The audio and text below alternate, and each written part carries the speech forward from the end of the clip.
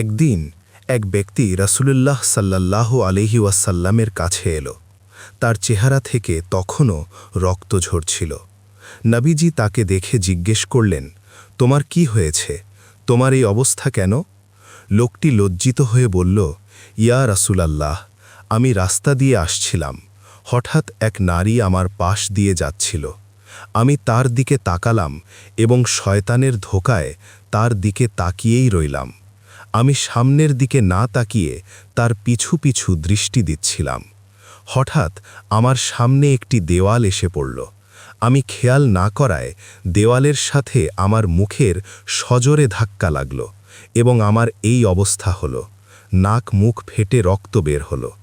এ কথা শুনে রাসূলুল্লাহ সাল্লাল্লাহু আলাইহি ওয়াসাল্লাম তাকে বললেন, নিশ্চয়ই আল্লাহ যখন কোনো বান্দার কল্যাণ চান তখন তিনি তার পাপের শাস্তি দুনিয়াতেই তাড়াতাড়ি দিয়ে দেন, যাতে সে তওবা করার সুযোগ পায় ও আখেরাতের শাস্তি থেকে বেঁচে যায়। সূত্র আল মুজামুল কাবীর, জাম্মুল হাওয়া।